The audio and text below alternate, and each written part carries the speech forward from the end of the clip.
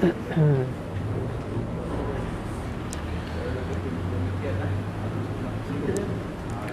بالله من الشيطان الرجيم بسم الله الرحمن الرحيم الحمد لله رب العالمين والصلاة والسلام على أشرف الأنبياء والمرسلين وعلى آله وصحبه أجمعين الحمد لله رب العالمين وبه نستعين اللهم افتح علينا حكمتك واشر علينا من خزائن رحمتك يا أرحم الراحمين قال رب اشرح لي صدري ويسر لي أمري واحلل عقدة من لساني يفقهوا قولي اللهم أخرجنا من ظلمات الوهم وأكرمنا بنور الفهم وافتح علينا بمعرفة العلم سبحانك لا علم لنا إلا ما علمتنا إنك أنت العليم الحكيم وصلى الله على خير خلقه سيدنا مولانا محمد النبي وعلى آله وصحبه أجمعين الفاتحة أعوذ بالله من الشيطان الرجيم بسم الله الرحمن الرحيم الحمد لله رب العالمين الرحمن الرحيم مالك يوم الدين نعبد وإياك نستعين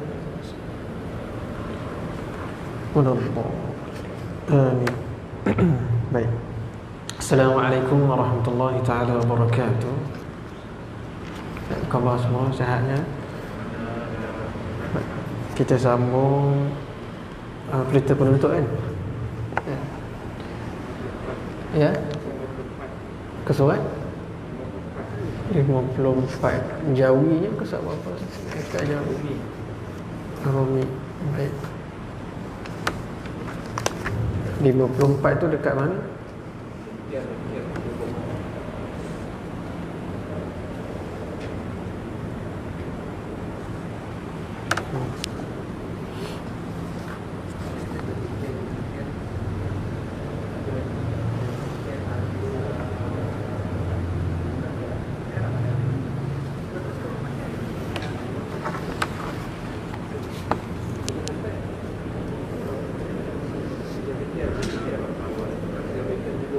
Demikian juga bomoh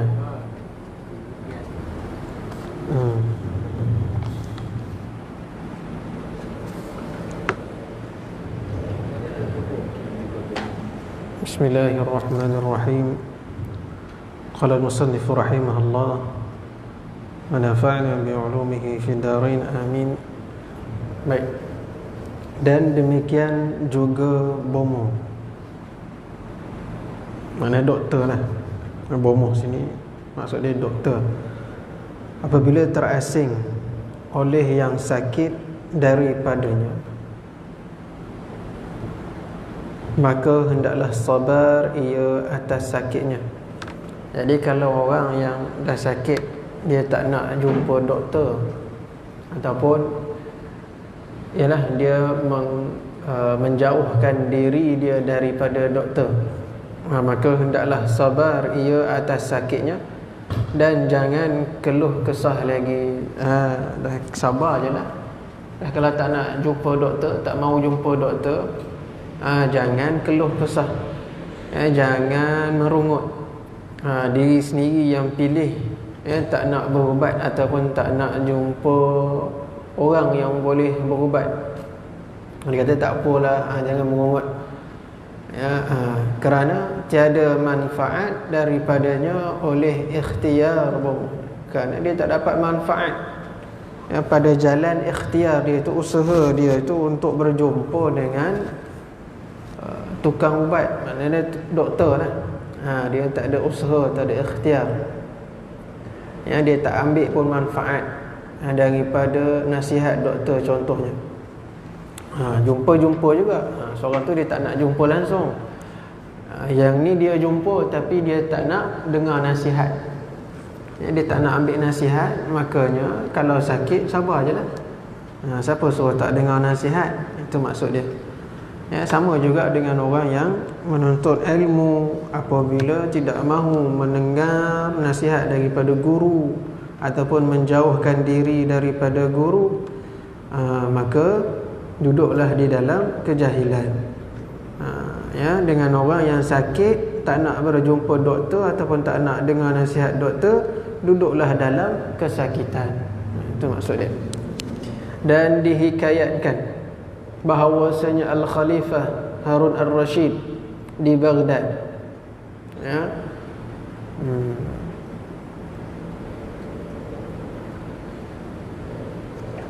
Menghantar ia akan anaknya kepada Al-Asma'i. Ya, ada yang baca Asma'i, ada yang baca Asmu'i. Melihat dan iaitu satu syekh daripada masyayikh Arabiyah, syekh Arab, supaya mengajar ia akan dia, yakni mengajar akan anaknya itu ilmu adab dan ilmu lainnya. Maka melihat Al-Khalifah akan Syekh Al-Asma'i pada satu hari berwuduk dan membasuh ia akan kakinya, walhal anak tuan Khalifah mencucur ia akan air atas kakinya.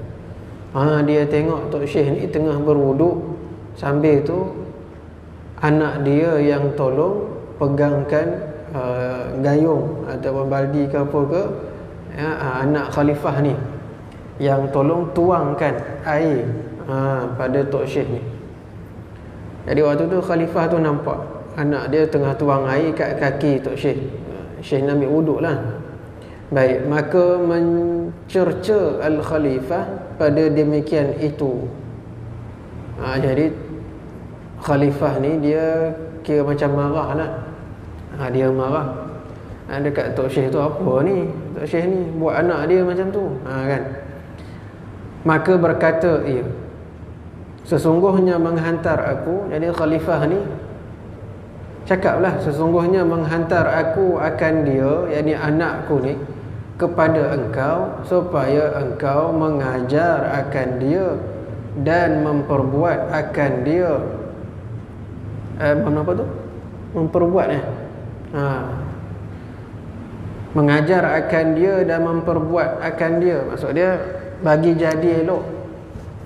Maka kerana apa engkau tiada menyuruh akan dia? Kerana apa engkau tiada menyuruh akan dia dengan mencucur ia akan air dengan salah satu daripada dua tangannya dan menggosok ia dengan satu lagi akan kaki engkau. Maka sabitlah dengan ini bahawasanya membesarkan guru itu lazim dan mesti. Jadi khalifah ni bukannya marah sebabnya anak dia tuangkan air tu. Faham? Dia marah sebab anak dia tu tak tolong gosok sekali. Tuang air je, kalau boleh tolong gosok sekali. Tu maksud dia. Dia kenapa Syekh tak suruh dia tolong gosok sekali? Dah tuang air tu minta dia gosokkan sekali, sampai macam tu sekali. Jadi Syekh ni sebabkan tu anak khalifah, jadi dia tak naklah suruh sampai macam tu sekali. Tapi khalifah ni, kerana khalifah ni mentazimkan ataupun membesarkan guru, jadi dia suruh anak dia tu biar ke bawah lagi, turun lagi. Kalau boleh gosok tu gosokkan, tolong gosokkan kaki tok guru tu sekali, sampai macam tu sekali, yang membesarkan guru.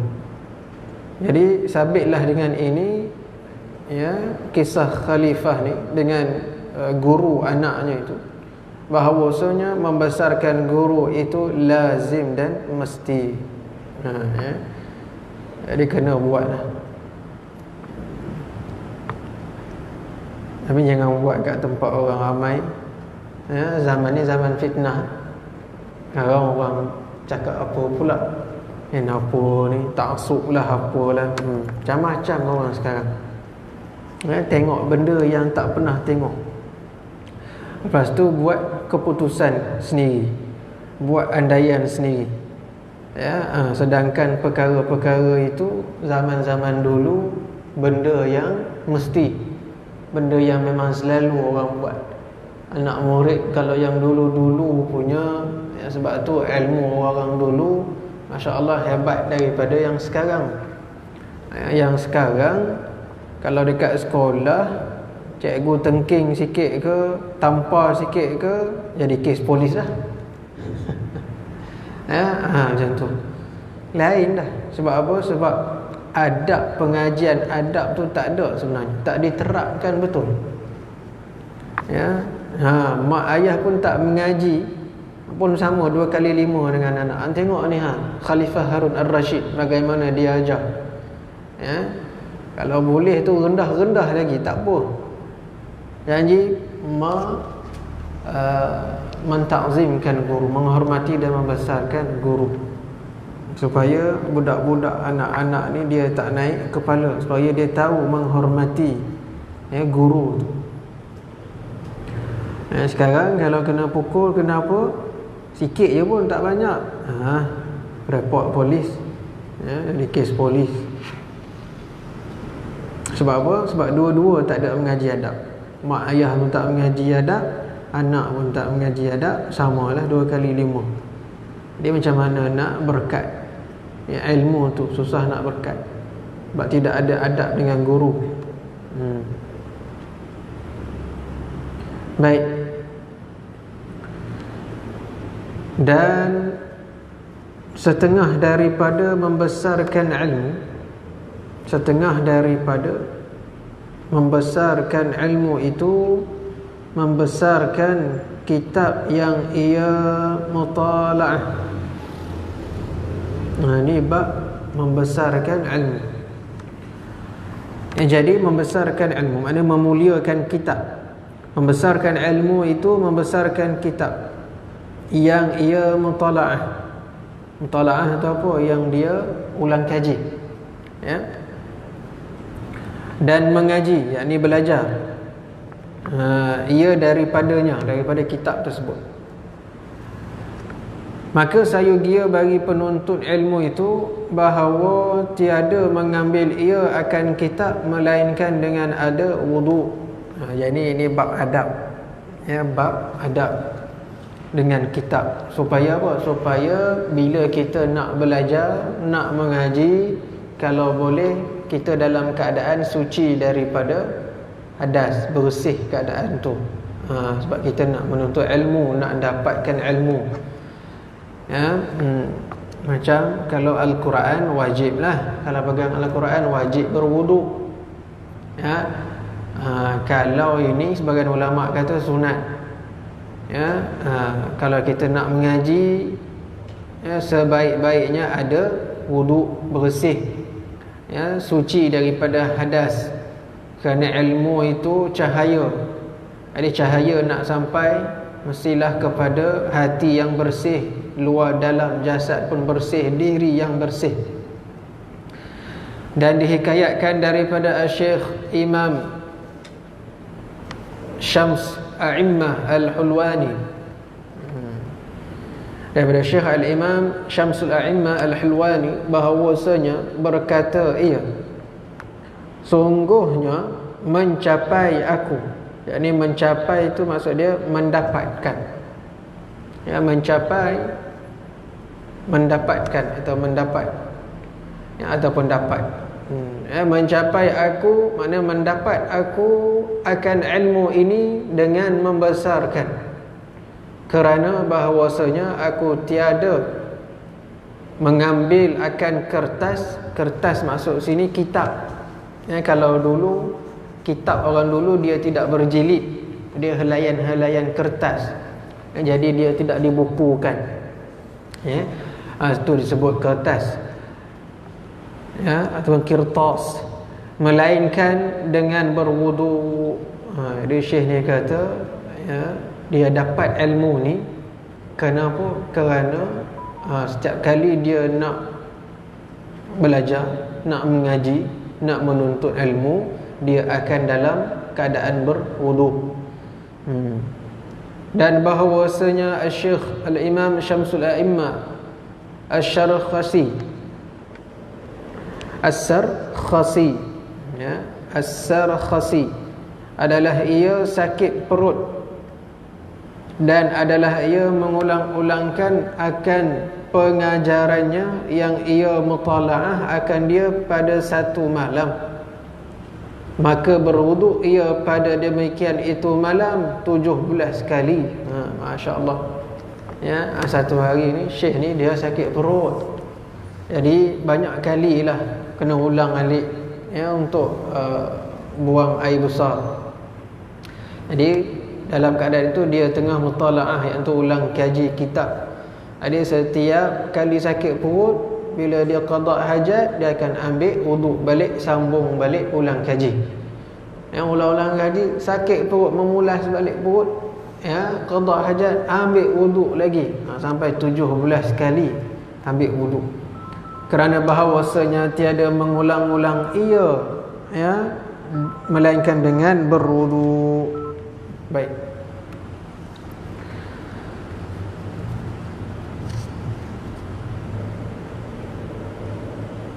Bermula kenyataan yang demikian itu kerana bahawasanya ilmu itu nur. Nampak? Ilmu itu nur dan wuduk itu pun nur. Jadi cahaya dengan cahaya. Ilmu itu cahaya, wuduk itu pun cahaya. Maka bertambah-tambahlah oleh nur ilmu dengan nur wuduk itu. Jadi 2 kali ganda cahaya. Ilmu cahaya tambah pula dengan wuduknya cahaya, maka, ya, bercahaya-cahayalah terang. Sebab itu disunatkan kalau kita nak belajar, nak mengaji, ada wuduk.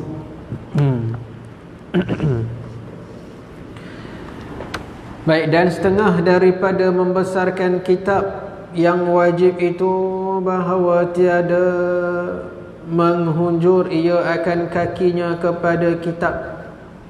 Setengah daripada adab dengan kitab tu, kita tak menunjuk ke arah kitab.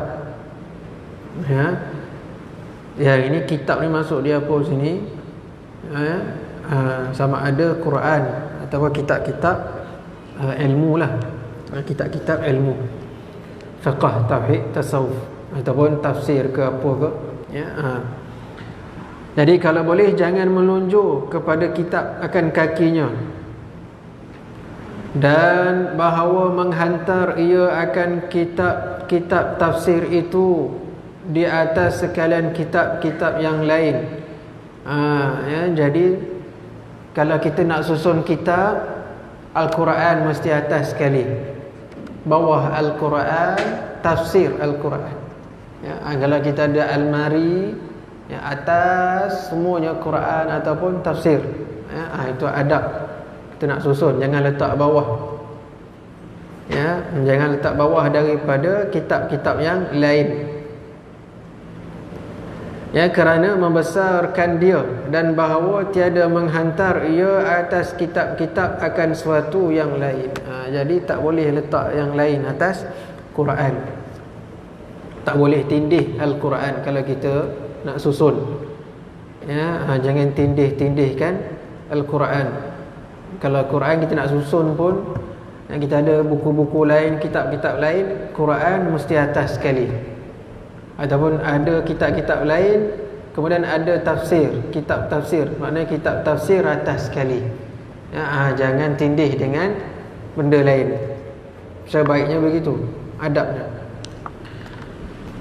Dan adalah tuan guru kami Burhanuddin menghikayat ia daripada seorang syekh daripada segala masyayikh bahwasanya satu alim fiqh, ya, seorang alim faqih lah, adalah ia menghantarkan, ya, jubul, yakni botol, ya, botol kaca, ya, botol kaca ni yang orang letak bekas dakwat, ya. Biasa orang dulu kan dia kadang-kadang dia tulis dengan bulu apa tu, bulu burung ke bulu apa tu kan. Jadi dia akan celup bulu tu untuk tulis. Jadi bekas dakwat tu, ya, nama dia jubul. Maka berkata dia letak atas kitab bekas tu. Maka berkata syekh ni pada orang alim itu, dalam bahasa Farsi dengan lughah Farisiyah. Buryan Nabi artinya tiada mendapat engkau akan manfaat daripada ilmu engkau.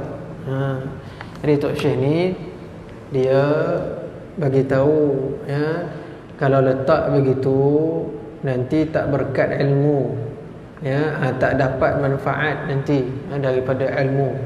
Jadi Syekh ni suruh beradab. Jauh kalau boleh jangan tindih dengan benda lain, kitab-kitab jangan tindih. Kalau boleh, kalau bukan dalam keadaan yang darurat, kitab-kitab tu biarkan dia, jangan ada benda lain yang tindih sesama kitab tak apa, tetapi jangan tindih dengan benda lain. Itu adab orang dulu. Orang sekarang tak ada. Orang sekarang kadang kitab pun dia campak je, kan, dia hempas-hempas je kitab yang tidak ada adab. Baik. Dan adalah tuan guru kami Al-Qadi Al-Ajal Fakhrul Islam yang dimasyhurkan dengan Qadi Khan, berkata ia, jika tiada berkehendak dengan demikian itu, aku meringan-ringankan dan menghina-hinakan. Maksud dia ambil mudah lah, maka tiada mengapa dengan yang kemana itu, tetapi yang awalnya bahawa terpelihara ia daripadanya. Nampak benda kecil je, kalau ikutkan tak apa pun sebenarnya, setakat letak bekas dakwat di atas kitab ataupun letak gelas ke apa ke, tapi disebabkan adabnya itu, aulanya kita pelihara daripada buat begitu, jangan buatlah. Itu adab dengan kitab. Kita betul-betul nak mengaji, nak ilmu, itu adab dia.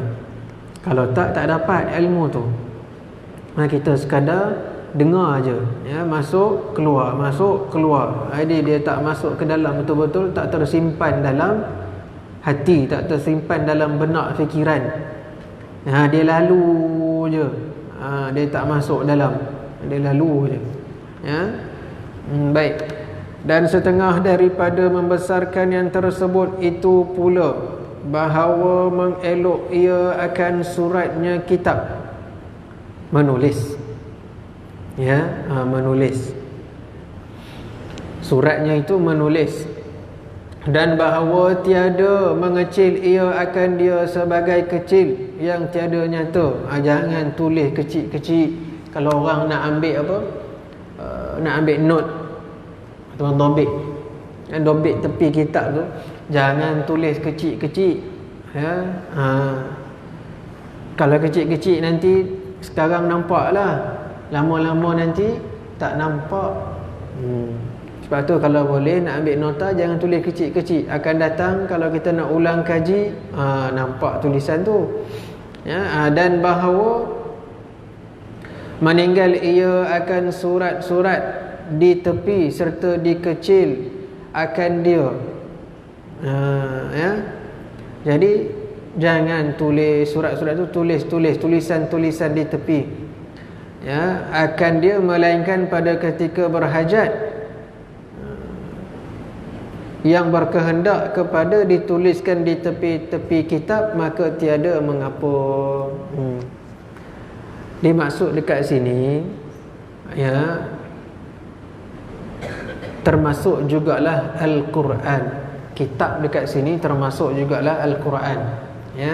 Kena ambil note tu. Al-Quran tak boleh tulis Al-Quran melainkan berhajat. Contoh orang belajar Al-Quran, dia nak tulis ni hukum apa, ataupun sikit nota-nota yang perlu dia tulis dalam Al-Quran itu tidak mengapa. Kalau boleh jangan langsung, kalau boleh sediakan kertas lain, selit dalam itu. Kalau kitab-kitab yang kita mengaji ni tak apa, maksud kitab ni Al-Quran. Maksud Tok Syekh kat sini, kitab itu adalah Al-Quran.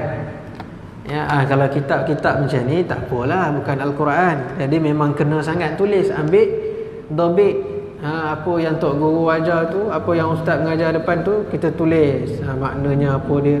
Tapi kalau Al-Quran, yang tidak digalakkan menulis pada Al-Quran. Ya.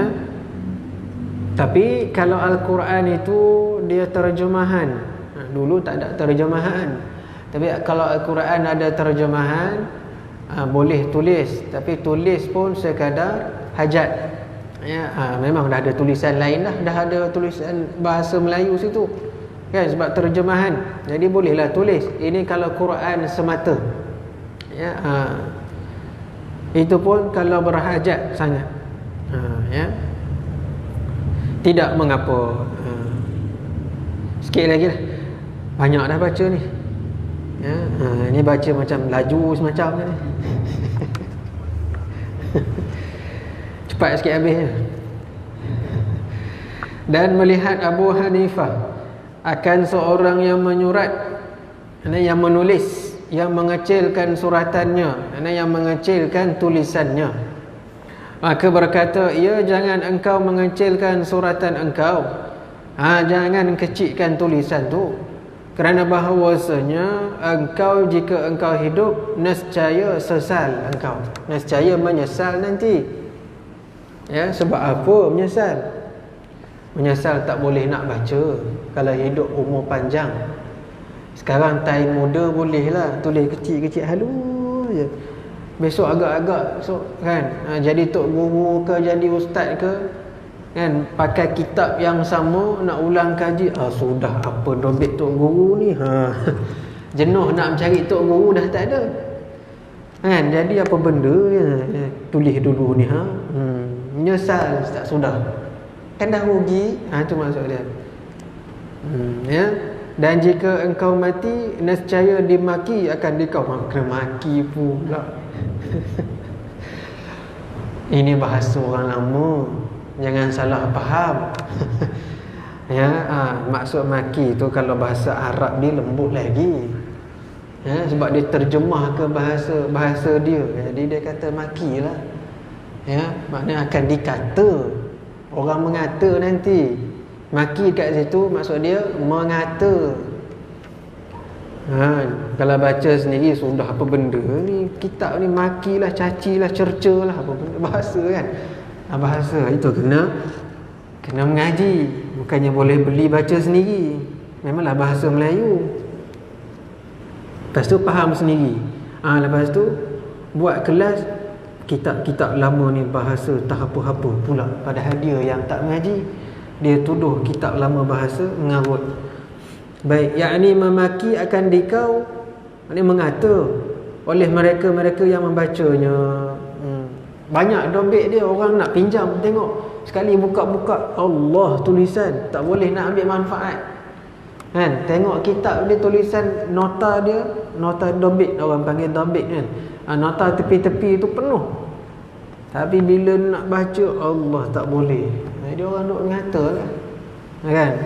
Dia ni banyak mengaji ni, kemudian dia meninggal pula. Jadi kitab dia ada, dia orang nak ambil lah, ambil tengok tak boleh nak baca. Jadi orang duk mengata je lah, gitu. Dan jika engkau hidup dan jadi tua dan dhaif penglihatan matanya, nescaya menyesal. Dah tua tak nampak, menyesal, ya, atas perbuatan engkau itu.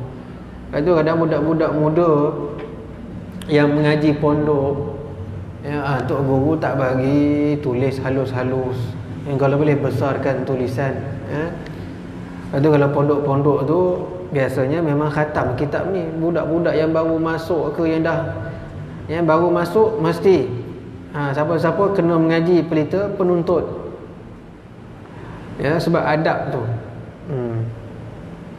Adab dengan kitab, adab kita ambil nota, ambil dobit, ya. Sebab budak-budak sekarang ni bukan tulisan macam orang dulu. Orang dulu tulisan dia jelas, ya, besar. Orang sekarang, budak sekarang halus je tulisan kadang tu, tak nampak apa, ya.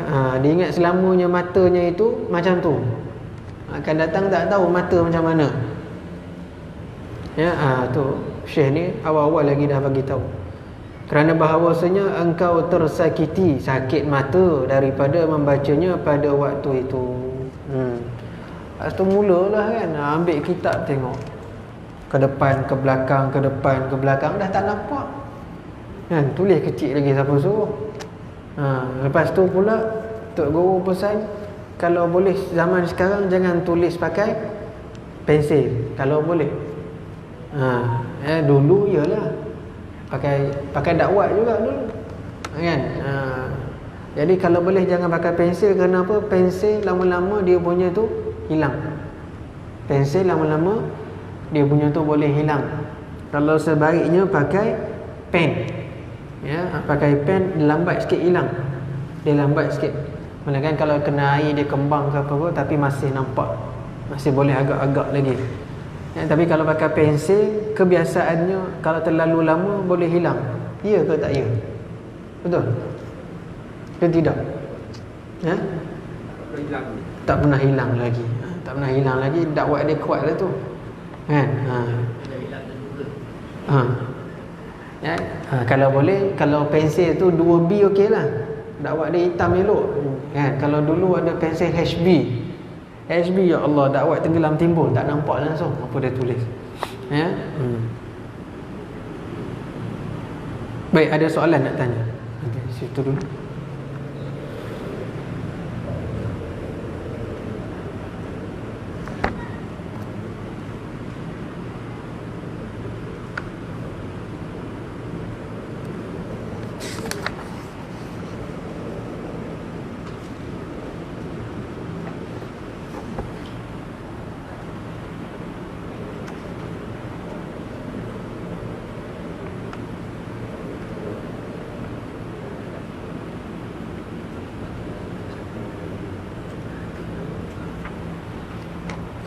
Ya.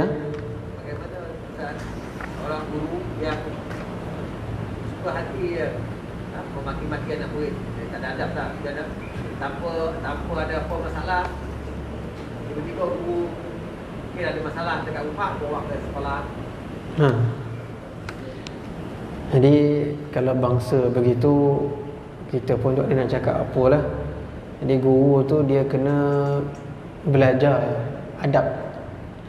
Walaupun menjadi seorang guru, dia kena ada adab. Tak mestinya guru tu dia boleh buat sesuka hati. Adab seorang guru, kalau tengok dalam kitab-kitab tasawuf tu ada, ya, Hidayatul Salikin ke Bidayatul Hidayah ke, bab adab seorang guru. Guru tu dia mesti lambat marah, mesti penyabar, mesti lemah lembut. Ya, itu adab sebagai guru. Ya, jadi elok ya guru-guru ni belajar kitab. Ya, tak kira kitab sekolah ke, guru sekolah ke, ataupun guru madrasah, memang dia mengaji lah. Ya, kalau guru sekolah ni saya tak tahu, tapi ada yang mengaji, ada yang tak mengaji. Ya, jadi sebab adab itu, kalau kita mengaji kitab-kitab lama ni, kitab-kitab turas, dia ada berkat dia. Jadi berkat itu sedikit sebanyak dia akan ada kesan dalam diri seseorang itu.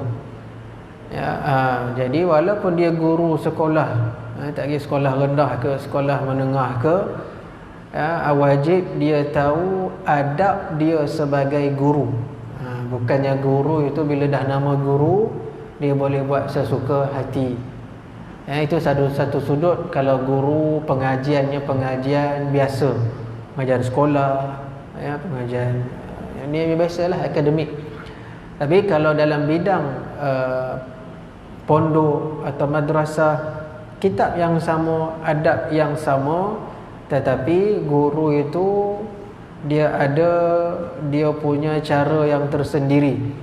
Kerana sekolah bukan selama-lamanya anak murid dengan guru. Ya, pukul 7, pukul 2 balik. Kalau madrasah pondok memang dengan guru sepenuh masa, kecuali hari cuti sahaja. Kalau tu, tapi pondok lain tak sama dengan sekolah biasa. Jangan disamakan pondok dengan sekolah biasa, dengan universiti, tidak. Kerana pondok madrasah ni guru bersama dengan anak murid itu sepenuh masa. Banyak sangat masanya murid dengan anak guru. Lalu bila dah banyak masa itu, Guru dan anak murid ni ibarat keluarga. Bila keluarga itu, jadi ada hak guru untuk menggunakan sedikit kekerasan pada anak murid jika berlakunya perkara-perkara yang melanggar, ya, melanggar apa? Melanggar undang-undang ataupun apa sahaja, adab-adab, tertib-tertib di dalam madrasah ataupun pondok. Itu pun kena juga dengan penuh adab. Jadi kod mana pun guru ni dia kena tahu adab dia, dan juga kena ajarkan adab murid. Jadi dua-dua ada adab. Bukannya anak murid sahaja yang kena ada adab, tetapi guru juga pun kena ada adab. Tengoklah dalam kitab Bidayatul Hidayah ke, Hidayatul Salikin ke, kan ada dalam tu adab seorang guru yang Imam Ghazali tuliskan. Semua ada dalam tu. Boleh cek tengok. Jadi kalau yang memaki apa semua itu, nampaklah gaya tak beradabnya itu. Tetapi kalau kat madrasah apa semua, kadang-kadang guru ni pun dia ada sebab kenapa dia buat, tapi kita kena periksa lah, tengok, periksa tengok. Bukannya boleh sewenang-wenangnya duk memaki, menghina, mencaci ke mencerca, bukannya boleh, bukannya lesen sebagai seorang guru, kena ada adab. Tapi kalau anak murid tak beradab, kita boleh hukum dengan beradab. Hukum dengan beradab. Hukumlah, tak apa, tak kira apa hukuman yang dibenarkan, yang diizinkan, tetapi masih lagi dengan beradab dan berniat hukum itu adalah untuk memberi nasihat, bukan untuk menyakitkan. Niat memberi nasihat. Kerana marah seorang guru itu rahmat kepada anak murid, rahmat. Macam saya di pondok dulu tu, ada seorang ni, Masya Allah, dia punya nakal tu taklah nakal mana, tapi liat kau main. Jadi sebabkan dia ada pertalian dengan tuan guru tu, jadi pertalian tu menyebabkan ada guru ni ada hak lah ke atas budak ni tadi. Bolehlah nak marah ke apa sebab dia pertalian keluarga, walaupun bukan anak tuan guru, tapi ada pertalian keluarga. Jadi ayah dia dah serahkan pada tuan guru untuk buat apa, saya didik anak dia ni. Dah bila dah degil sangat, siap lah kan. Satu hari tu tok guru dah geram sangat dengan dia ni, kena balon dengan kayu kat belakang badan, kena balon. Tapi disebabkan apa? Sebabkan marah guru itu rahmat. Sekarang dia dah ada degree dah pun.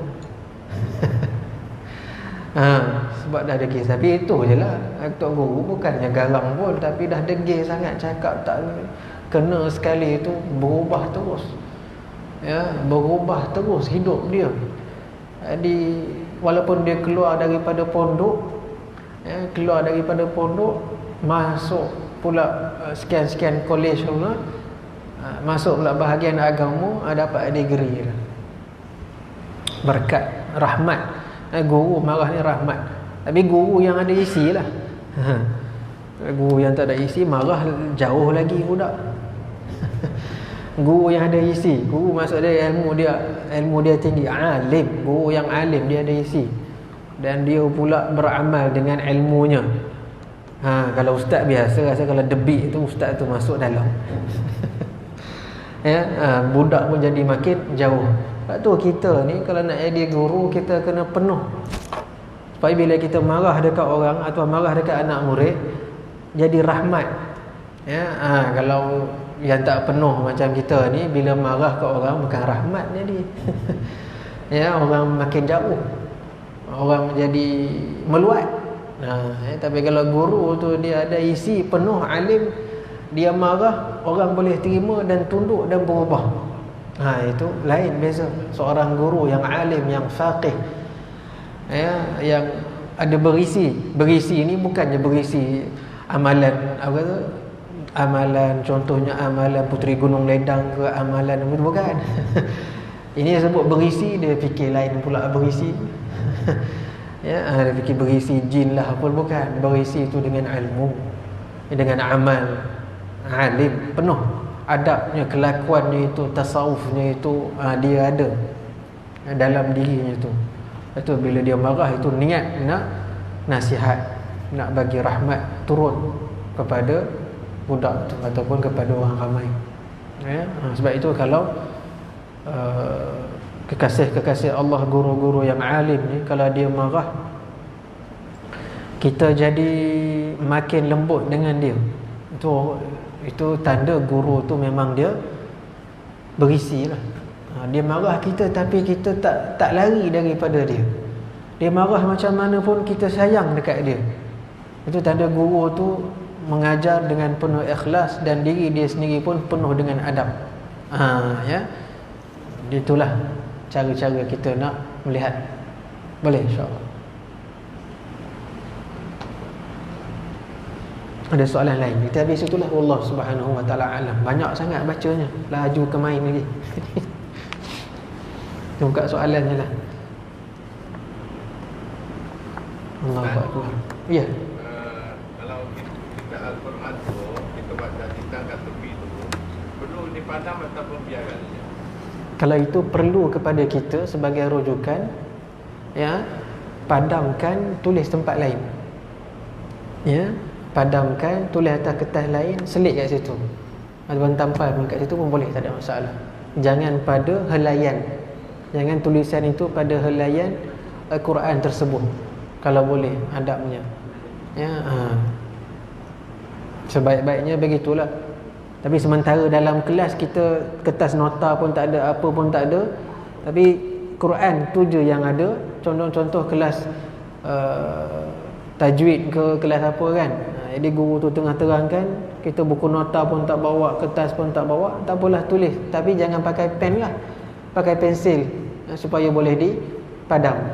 Nanti balik rumah cari kertas nota yang boleh tampal ke, yang boleh selit dalam Al-Quran tu, buatlah macam tu. Dia senang bila kita buka Al-Quran nak baca, nanti dah ada dalam tu nota dia. Ada soalan lain?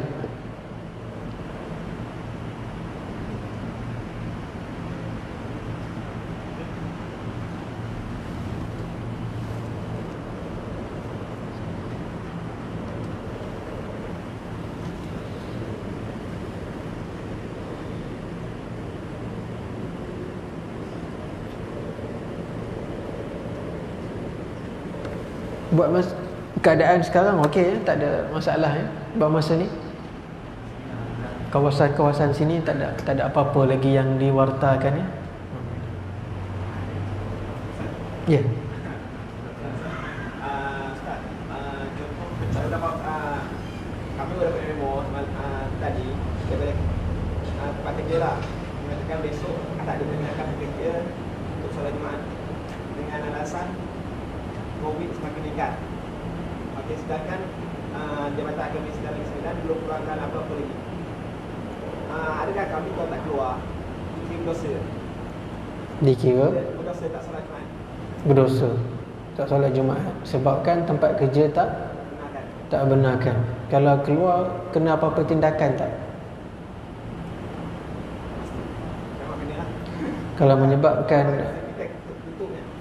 Kalau menyebabkan berlaku apa-apa tindakan, tak apalah, akur sajalah pada perintah itu. Ya, sebab itu tuntutan nafkah itu pun wajib. Dan sembahyang Jumaat kalau tak dapat, gantikan dengan zuhur, jangan tak sembahyang langsung. Ya, kerana takut nanti dia akan bagi kesan pada kita punya itulah, kita punya apa, pencarian nafkah itu. Ya, kalau itu arahan yang dia keluarkan, terpaksa akurlah pada arahan tersebut. Ya, tapi sembahyang zuhur lah, sembahyang zuhur. Ya, tapi masalahnya ada waktu lunch tak? Waktu lunch boleh keluar tak? Waktu lunch kan memang dah tadi keluar. Pun tak boleh keluar juga. Jadi nak buat macam mana? Kan? Siapa owner dia?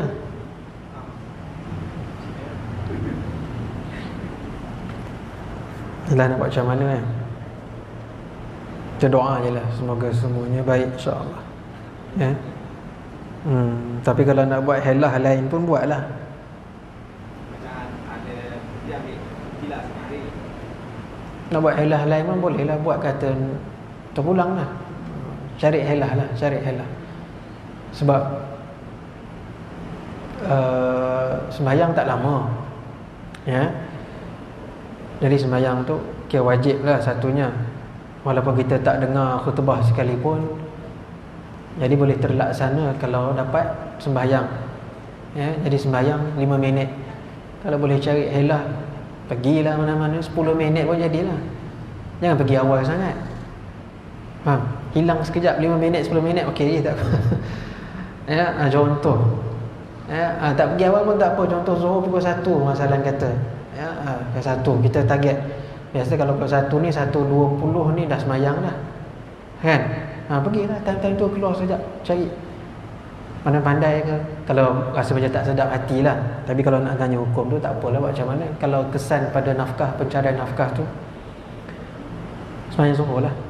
Ya, tapi kalau rasa boleh jadi James Bond sekejap pergi.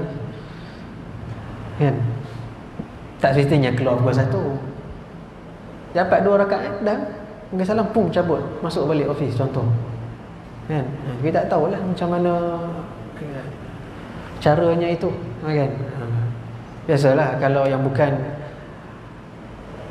kalau bukan Islam tu kita nak cakap apa. Tapi kalau yang Islam tak bagi, payah sikit lah, kan? Sebab belum dapat apa-apa lagi, warta apa semua tak ada apa-apa lagi, ya. Kerja kat mana? Sini je, ya. Itulah dia, ya. Kalau lah perkara-perkara begitu, kita doa lah nak buat macam mana, ya.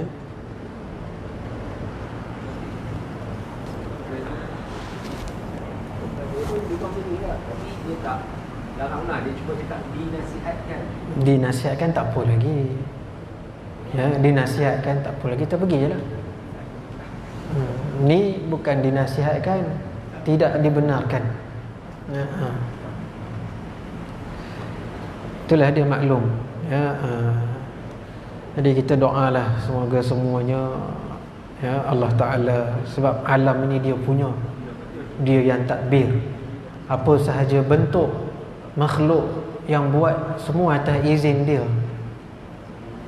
Cakap makhluk, perbuatan makhluk, apa sahaja pun, segala semua i'tiqad kita itu adalah dengan izin Allah Ta'ala, ya. Walaupun dia pilih begitu, pilih begini, makhluk manusia pilih itu, pilih ini, tapi hakikatnya yang mengizinkan berlaku ataupun tak berlaku, bercakap ataupun tak bercakap, buat ataupun tak buat, diam ataupun gerak, semuanya dengan izin Allah Ta'ala. Pandang sudut itulah, pandang sudut itu. Dia, kalau dia tak bagi, kita nak marah sangat pun jangan sampai 100% marah. Kalau dia tak bagi dia pun, kalam daripada mulut dia itu atau perbuatan dia itu, kalau Allah Ta'ala tak izinkan, takkan keluar kata tak bagi. Dia pandang sudut, terbalik, reflect balik kepada Allah Ta'ala. Jadi kalau apa, tak boleh hilang. Jadi kita nak marah sangat pun tak boleh. Itu gunanya mengaji tauhid tu. Tiap-tiap sesuatu itu tidak akan boleh berlaku tanpa izin Allah. Dia tak bagi, tak boleh, tak boleh. Dia tak bagi itu pun Allah Ta'ala yang izinkan. Sudah. Jadi kita lebih kepada melihat sesuatu itu menunjuk kepada dia, kepada Allah Ta'ala. Latihan untuk kita juga, latihan untuk kita, ya. Ustaz, kalau macam tu, macam kita sebenarnya Zuhur kan, jemaat lah, masuk waktu Zuhur kita bersemayang terus ke tunggu jemaat tu habis? Syaratnya mesti tempat Jumaat yang terdekat tu habis dulu, baru boleh sembahyang Zuhur, ya. Mesti habis dulu baru boleh sembahyang Zuhur. Kalau selagi tak habis, kita tak boleh sembahyang Zuhur. Syaratnya begitu. Mana kita dengar ada imam bagi assalamualaikum warahmatullahi, assalamualaikum warahmatullahi, Baru boleh sembahyang zuhur. Tak semestinya tunggu orang balik. Syarat dia bila imam dah selesai sembahyang Jumaat, barulah kita sembahyang zuhur di masjid yang terdekat, yang pampingan kita. Pada dekat rumah kata Ya. masuk waktu zuhur tu memang tidak pasti kan. Dia semayang dekat rumah waktu zuhur. Pun kena tunggu habis Jumaat tu dulu. Kita dekat rumah, kita dengar masjid, ya, masuk zuhur, kita sembahyang zuhur, tak boleh, tak sah. Kena tunggu dulu habis sembahyang Jumaat tu, baru kita boleh sembahyang zuhur. Ya. Hukum ni sama dengan perempuan kan? Ya. Hukum ni. Hukum ni tak sama dengan perempuan. Perempuan dia boleh terus sembahyang. Untuk lelaki yang ada uzur darurat dia panggil. Bukan uzur syar'i. Uzur darurat, yang darurat. Perempuan tidak ada larangan di situ, tidak ada letakkan syarat. Perempuan kalau masuk je zuhur terus boleh sembahyang. Bagi lelaki yang tak pergi disebabkan darurat apa sekian-sekian itu, kena tunggu dulu habis, ya, di masjid salam, baru kita boleh sembahyang zuhur. Ya. Ya. Bagaimana Ustaz kalau kita dalam keadaan darurat bersembahyang Ya. di dalam penjara? Dalam penjara. Ini ada yang saya ada baca etika lah.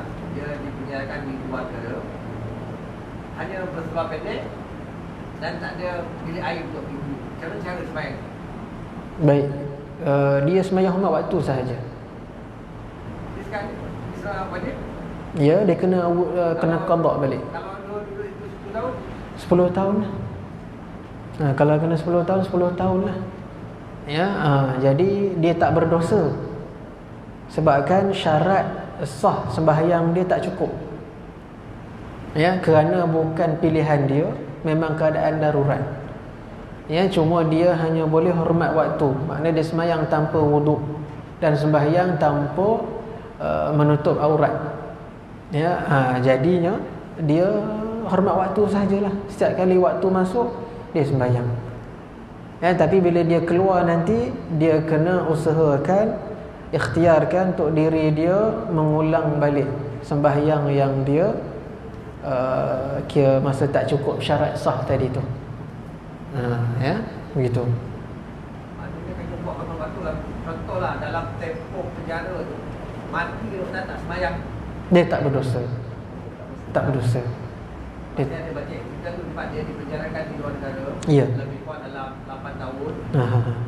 Dia kata dia tetap melakukan solat walaupun dengan berseluar pendek, Bagus. dengan tanpa wudu. Bagus. Alhamdulillah. Itu nak tahu macam mana cara dia. Macam biasa je. Sembahyang masuk je waktu, dia angkat takbir, niat macam biasa. Ya. Jadi melainkan kalau dia orang kata apa, ada ruang untuk ambil wuduk, dia kena ambil wuduk kalau dia ada air. Tapi kalau air tu semata-mata untuk sekadar dia nak minum apa semuanya, itu lebih aula lagi. Ya, maknanya lebih diutamakan lagi untuk dia punya nyawa dia, untuk dia punya kehidupan. Ya, jadi dia sembahyang hormat waktu sahaja. Kalau dia meninggal dunia pun dalam keadaan itu, dia tidak berdosa dan tidak ditanggungkan atas dia. Kenapa? Kerana dia disekat untuk tidak syarat sah tu dia tak ada. Dia tak cukup syarat sah sembahyang, iaitu wuduk, tayamum pun tak ada, kemudian tutup aurat. Ya, jadi tutup aurat tu dia longgar sikit, itu lainlah. Tapi dalam sembahyang tu dia adalah bahas dia tu. Tapi kalau dah macam tu, banyak sangat syarat sah yang dia tak cukup, maka kalau dia nak sembahyang hormat waktu sahaja, dapat pahala sunat. Dia dapat pahala kerana menghormati panggilan seruan Allah Ta'ala, kerana menghormati waktu sembahyang, dia dapat pahala di situ. Ya. Baik, boleh. Wuduk dia boleh ambil, aurat tak boleh tutup. Sembahyang tak kena qada. Boleh. Kita tengok dalam kitab-kitab fiqh, ya, selagi mana dia ada bab aurat tu. Ya, tak boleh sangat dah nak tutup. Itu je pakaian dia ada, maka dia semayang dalam keadaan begitu, semayang dia sah dan tak perlu diulang balik. Ya, tinggal bab aurat. Bab aurat dia longgar sikit bila dah terlalu darurat.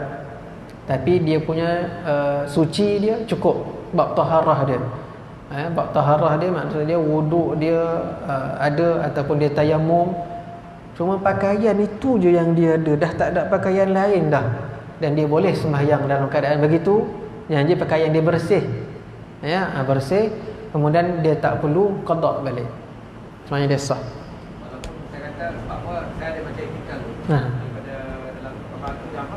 Kalau dulu kita bermuzik Putra UK kan dia kena tahan di Peru lebih kurang dalam 8 tahun. Dia kata dalam bilik tu dia seorang, mana di situlah tandas, di situlah apa semualah. Tapi air tu hanya cukupi apa? Dia istinja pun tak cukup air situ dah. Saya nak tanya macam bagaimana dia jaga solat ni. Dia hormat waktu lah. Baguslah, alhamdulillah. Maknanya dia masih lagi hendak melaksanakan perintah Allah walaupun dalam keadaan begitu. Ya, cumanya kena ada nasihatkan dia lah. Kalau boleh dia cuba usahakan untuk dia qada. Sebab dia kata dalam bekas makanan dia tu bercampur lah dengan bagi buku lah. Tapi dia nak makan lah, dia just makan nasi je lah. Walaupun satu bekas boleh dalam keadaan darurat. Darurat tak apa. Darurat tak ada masalah. Darurat apa sahaja pun Allah Ta'ala bagi tahu, famanitturra ghayra baghin wala 'adin fala ithma 'alaih. Maka barang siapa yang dalam keadaan darurat dan sebagainya itu, fala ithma 'alaih, maka tidak ada dosa ke atasnya. Itu Allah Ta'ala bagi tahu. Ya. Baik, boleh. Soalan lain. Yang tak semayang juga. Orang umur saya dia nampak dekat masjid Ramadan Senawang tu, pintu pagar dah tutup, dan kunci. Orang semayang kat luar juga. Orang semayang Dekat kilang lah, dekat kilang dia tahu semayang kat luar pagar. main kat luar pagar. Ikut juga Jumaat. Ikut juga Jumaat. Kalau ikut pendapat yang keduanya boleh, tak ada masalah. Sebab dia masjid. Pagar luar. Tapi kalau tertutup sampai tak boleh nak terus, maknanya tak boleh nak bersambung, itu tak boleh, tak sah. Ya. Tak boleh. Kalau boleh buka walaupun jauh, sebab dia paling jauh antara saf dengan saf 300 hasta. 300 hasta paling jauh. Makna jarak tu mana boleh lagi. Kalau masjid surau memang tak kat apalah. Surau sebelah pun tak boleh dah. Kalau masjid antara saf dengan saf, ada main di lapangan ke apa ke, paling jauh 300 hasta. Ya, dengan syarat dia dengar. Boleh mendengar, boleh nampak. 300 hasta jarak dia paling jauh. Lebih pada tu tak boleh, tak sah. Ya, Walaupun luar pada masjid. Luar pada masjid tak boleh. Mesti dalam keadaan, mesti dalam kawasan masjid. Kalau luar tu tak boleh kira dah. Luar tak boleh kira dah. Sebab Ini masjid Senawang Jaya ni, luar kawasan masjid dia letak kemah. luar kawasan masjid. Tapi kalau diwartakan itu kawasan untuk sembahyang Jumaat, itu atas hak Jabatan Agama. Atas hak. Tak, yang tu sebabkan dia dah berhenti dulu. Dia dah berhenti pintu pagar. Mana belakang, ramai yang sembahyang belakang motor. Luar. Motor parking ke depan. Nanti dah penuh. Abang sembahyang lah dekat parking luar belakang motor. Dalam Ada motor dah sebab motor lah. dalam kawasan masjid. Luar. Luar kawasan masjid. Luar tak kira dah. Kalau ikutkan luar tak boleh dah. Si dalam. Yang kunci-kunci tu buat apa? Tak, misalnya supaya aman tidak buat macam tu. Aduh. Tak tahulah, biarlah masjid dia. Atas saya tak tulis Senawang Jaya. Tak perlu kunci. Kenapa nak dikunci? Masalah dia. Kenapa dia sediakan Kalau tak penting, kenapa disediakan kat luar? Itu satu hal juga. Takkan imam tak tahu itu apa yang pakai imam. Itu kena ada orang pejabat agama tolong ni lah, tolong wartakan dan sebagainya, senang sikit masyarakat. Lain minggu lepas saya keluar. Tak perlu kunci. Dalam ada ruang lagi tak? Dalam memang tak ada ruang langsung. Saya tak tahu lah. Tapi Kalau ada awam ni, ada ruang ni. Kalau ada ruang, tak perlu kunci. Ya. Dia buat had, Ustaz. Dia buat had, dia kata pukul 1, contohnya 1 minit atau 1:10. Dah tak boleh masuk dah. Minta maaf lah saya sebut. Masjid jangan buat macam tu. Ya. Tahu. Contohlah masjid. Banyak lagi masjid, tapi antara salah satunya Masjid Lavender. Ya, Masjid Lavender. Orang tengah semayang pun boleh masuk lagi. Orang dah qomat pun boleh masuk lagi, tapi rela dia jaga. Rela orang India lah jaga. Ada orang jaga kat pintu pagar tu, ada rela jaga. Tapi dia bagi je masuk.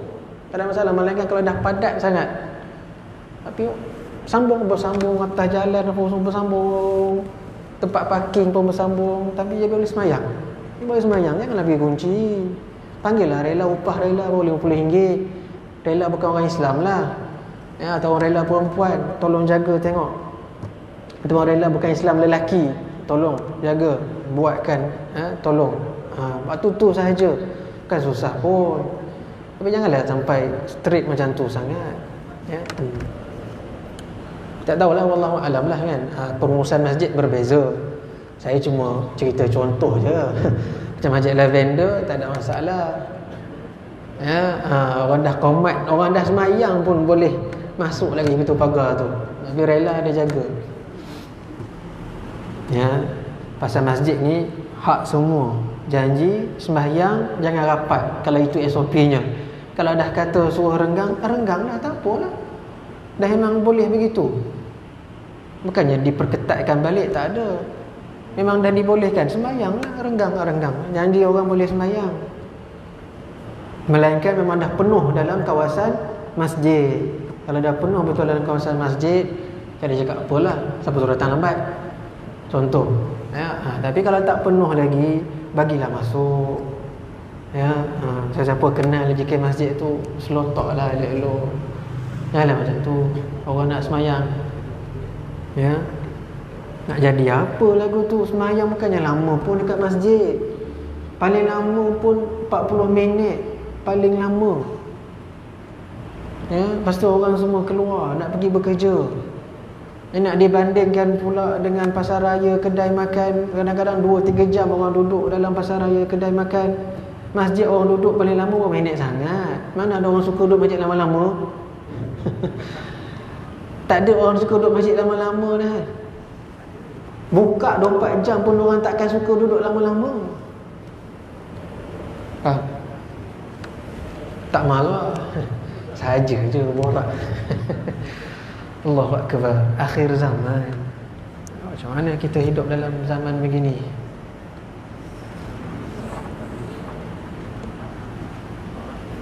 Ya. Satu surau ni, dia asal dulu dia memang buat solat Jumaat di situ. Tapi setelah dibina masjid, sebelah saja dekat dah, lebih kurang 1 kilometer sebelah surau yang lama ni. Terus sekali solat Jumaat di masjid yang baru. Sekali baru-baru ni, bila SOP masjid ni keluar kan, jadi pukul 1 saja masjid ni dah ditutup, dah dikunci lah. Jadi jemaah tak boleh masuk. Sekarang ni ada beberapa jemaah ni menjanjikan surau ni solat Jumaat di situ pula, sebab tak saja dah penuh, tak boleh masuk. Terus sekali pertanyaan saya, apakah hukum solat Jumaat di surau? Tak boleh, melainkan ada keizinan daripada Jabatan Agama. Tak sah saja. Tak sah. Tak sah. Melainkan ada keizinan daripada badan autoriti. Jabatan Agama dia kata dia pilih surau ini, dipilih sebagai surau Jumaat disebabkan kapasiti penuh ataupun disebabkan sekian. Itu mesti diwartakan dan diizinkan, diluluskan oleh Jabatan Agama. Kalau sendiri-sendiri pandai-pandai buat, tak sah semayang, ya. Dia syarat dia mesti kena ada kelulusan daripada sultan. Maknanya sultan itu pemerintah. Kalau bukan pemerintah, jabatan yang mengelolakan jabatan agama lah. Ya, jangan pandai-pandai sendiri. Ni buat hukum. Ya, kan katakan tak apalah buat sendiri sah. Ya, itu sangka-sangka.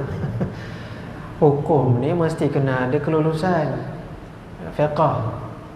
Ya, fiqh kok mana pun ada kelulusan. Bukan main sangka-sangka sah tak sah ke apa semua. Ya, tak boleh. Kalau tak boleh tak apalah, benda darurat macam mana kita ikutlah. Bukan berdosa pun. Ya, sembahyang zuhur.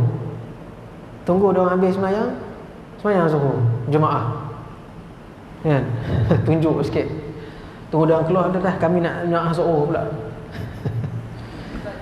Dia ada situ, dia tak ada hukum syarat sah wajib Jumaat. Syarat sah wajib Jumaat, dia tak mengatakan surau itu diwakilkan. Itu pendapat tertentu. Tak ada, pasal syarat sah Jumaat mestilah dalam satu qaryah itu hanya satu sahaja masjid. Kalau ada dua yang buat, maka yang kedua itu dikira batal sembahyang. Tak dikira Jumaat dia. Walaupun cukup 40 orang. Walaupun cukup 40 orang. Tapi yang dekat Muar tu masjid sebelah boleh. Masjid Sultan Ibrahim. Kalau diwartakan ada kelulusan jabatan agama disebabkan hujah-hujah dan dalil-dalil mereka itu mengatakan boleh buat dua-dua masjid, barulah boleh. Kena ada pemerintah pula. Kena ada. Bukan syarat mereka mengadu. Itu syarat tambahan dia. Syarat tambahan dia mesti ada kelulusan daripada pemerintah setempat. Dalam fiqh tak ada pula. Ada. Kalau tengok dalam kitab-kitab fiqh ada sebut. Ya, dalam fiqh ada sebut. Ya, mesti kelulusan pemerintah kalau nak berlaku begitu. Sama juga surau yang nak dinaik taraf jadi surau Jumaat. Mesti kena ada kelulusan pemerintah. Ya, dia panggil surau Jumaat. Bila surau Jumaat, pemerintah dah luluskan surau ini jadikan surau Jumaat, cumanya iktikaf tak ada. Sebab dia surau. Iktikaf tak ada. Ya, kalau surau Jumaat, iktikaf tak ada. Kerana dia surau. Cuma diluluskan, diwartakan boleh melaksanakan Jumaat di situ. Ya, atas pemerintah. Ya, sebab kalau kita tengok, sebab situasi kita ni darurat. Mana kita katakan situasi darurat lah. Maknanya darurat tak boleh nak ramai-ramai dalam masjid. Jadi kita ikut je lah pemerintah apa yang dia nak buat tu. Kita ikutlah. Ya. Tapi sebaiknya ada yang bagi tahulah. Sila apa dia? Ini jadi saya hilang. Saya pergi ke dia sekali dekat Taman Tasik, dia akan main. Jadi main bisikan dalam air dia main sampan tu kan. Jadi saya pergilah lepas sembahyang tu. Jadi sampai sana ada lepas saya makan apa semua, saya dapat naik benda tu lah. Lepas tu asal pun masuk. Seronok naik. Aku dunia tunggu kan. Lepas asal tu dia dah dekat maghrib lah. Lepas tu kebetulan saya basah pula kan. Basah habis ni. Saya pergi masjid negeri tu. Saya kan ada kain tu, tak ada. Tak ada kain. Lepas tu saya sembahyang pula. Macam mana tu kan? Boleh, tak ada masalah, sah. Sebab nak balik rumah dia tersempat. Boleh, sebab bukan najis. Air je, tak najis. Alang-alang ambil wuduk terus itu. Boleh, tak apa lah. Boleh, tak ada masalah. Sebab saya kan ada kain, dia kata sejak punya bunyi kain tu tak ada, awak tak ada. Ya, dia sah selagi bukan najis. Ya, selagi bukan najis sah. Boleh ya, insya-Allah. Kita berhenti kat sini dulu ya. Kalau ada salah silap tu tolong betulkan. Kok ada salah bagi kenyataan ke, ya. Baik, Allah Subhanahu wa taala alam. Bismillahirrahmanirrahim. Alhamdulillahirabbil alamin wassalatu wassalamu ala asyrafil anbiya'i wal mursalin wa ala alihi wa sahbihi ajma'in. Allahumma iftah alaina futuhal arifin wa hifzil mursalin. Subhanallahil azim, subhanallah bihamdihi. نستغفرك ونتوب إليك وصلى الله على خير خلقه سيدنا مولانا محمد النبي وعلى آله وصحبه أجمعين. الفاتحة. الشيطان الرجيم. بسم الله الرحمن الرحيم. الحمد لله رب العالمين الرحمن الرحيم مالك يوم الدين إياك نعبد وإياك نستعين